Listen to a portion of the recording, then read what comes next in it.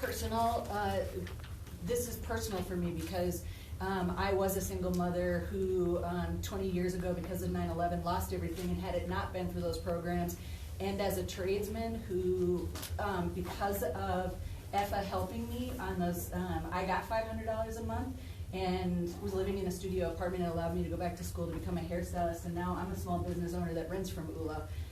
So all of this matters to me. Who's ULA? Oh, yeah, and okay. So all of this matters to me with the linkage fees. And there was a really fantastic discussion, I think it was robust, about taking care of the small business people through the linkage fees. And that is the saddest part for me, having been here for 23 years, is losing some of these really interesting shops that have been around here. And I don't want to see any more of that go, but I do think that there's a sliding way, a way to figure out protecting some of the smaller businesses in commercial spaces so that we don't lose the uniqueness that we have in this town, as well as, a pay-for-play on the large-scale ones. So I'm just here to say that on that tradesman and working with the shelter is that there are some of us that do get caught that have stayed, that are trying to do better and right by our community. So it's not just people moving out or can't afford to live here. We find creative ways if we want to stay.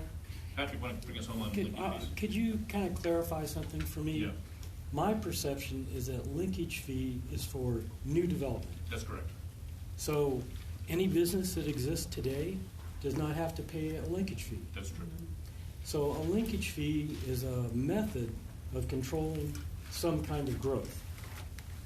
And I just want to make sure that was clear to everybody, that it shouldn't hurt existing, it's only new. It'll hurt new homes, maybe, it'll hurt new businesses. Not homes, Commercial. Office, Just light commercial. industrial, retail, hospital, Okay, so lodging, warehouse. if there's a question about what do we want to do is control jobs versus increase housing, I think that's kind of a method to sort of do that and to experiment with it, and to adaptive management is a really good idea. I want to make one comment about growth.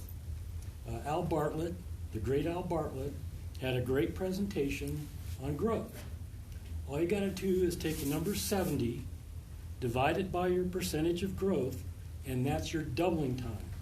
So if you have 1% growth, that means our population will double in 70 years. If you have a 2% growth rate, that means our population will double in 35 years. So don't let 1% not scare you. Great, thank That's you. all. Let's continue to go around, because I know there's some other issues that people would like to bring up they haven't been talking about. Jill? Hi.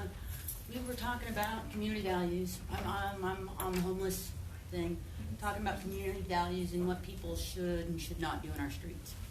I'm a big believer that they shouldn't be dying in our streets because of exposure.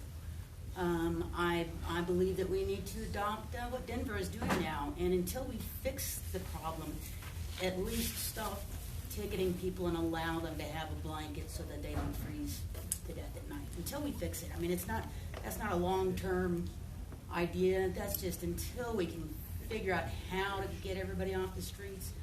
I don't think we should be allowing them to freeze to death on the streets. Let's keep going around this side. Oh, go ahead.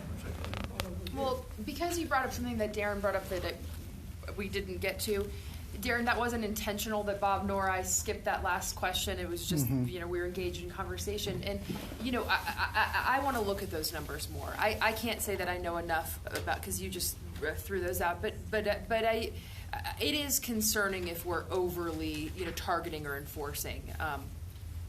I do have the numbers. In Denver, I think in 2017 there was 16 homeless people ticketed for being out on the streets. In Boulder, it was, I think, over 1,500.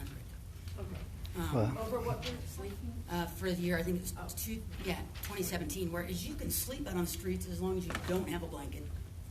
But dare you have a blanket and not want to freeze to death, you can be ticketed and then thrown in jail. And even Sheriff Joe Pelle says that ticketing them is not the answer. It's just costing us. It's not. I mean, we want to do everything we can to incentivize people to use the services that we have and to get them inside. And so I won't repeat a lot of what we have already said, but I just want to thank the both of you for bringing that up, and that's something I can't address now, but we'll look more into. And so I appreciate I'm just that. gonna move around the room so the people over here